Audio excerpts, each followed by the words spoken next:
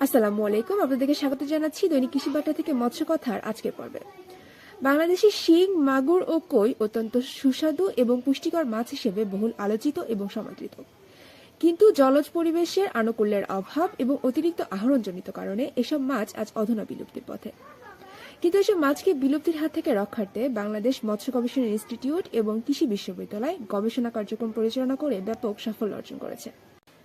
চলুন এবারে জেনে নেওয়া যাক শিং, মাগুর এবং কই মাছ কেন চাষ করবেন। কেননা এই মাছ অত্যন্ত পুষ্টিকর এবং সুস্বাদু। অধিক সংখ্যক মাছ একসঙ্গে চাষ করা যায়। স্বল্প গভীর পানিতে নিরাপদে এ মাছ চাষ করা যায়। অন্যান্য মাছের তুলনায় এ মাছের চাহিদা এবং বাজার মূল্য অনেক বেশি।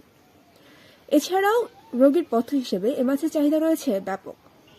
পাশাপাশি কৃত্রিম প্রজনন কৌশল উদ্ভাবনের ফলে পর্যাপ্ত পরিমাণে পোনা উৎপাদন করা সম্ভব। এবার আমরা আলোচনা করব শিং মাছ সম্পর্কে। এর আবাসস্থল খাল, বিল, হাওর বাওর, নদীনালা, প্লাবনভূমি এদের আবাসস্থল হিসেবে পরিচিত। এছাড়াও এদো, কর্দমাক্ত মাটি, গর্ত, গাছের গুড়ি ইত্যাদি স্থানে এরা সহজেই বসবাস করতে পারে।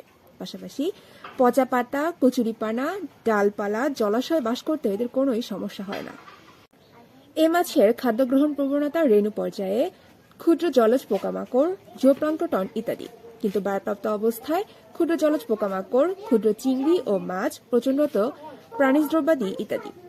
এ মাছ বছরে একবার প্রজনন করে থাকে এবং প্রথম বছরেই পরিপক্কতা অর্জন করে।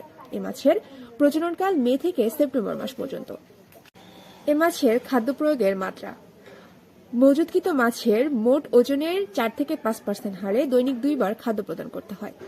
যথাযথ পদ্ধতিতে পরিচর্যা করা সম্ভব হলে 6 থেকে 8 মাসে শিং মাছ বাজারজাতকরণের উপযোগী সাইজে উন্নীত হয়ে থাকে। এক চাষ মৌসুমে ব্যবস্থাপনা খরচ বাদেই প্রতি শতাংশে 800 থেকে 1000 টাকা আয় করা সম্ভব। এবার আলোচনা করব মাগুর মাছ সম্পর্কে। এর আবাসস্থল খাল, বিল, হাওর বাওর, পুকুর, ডোবানালা, প্লাবনভূমি ইত্যাদি।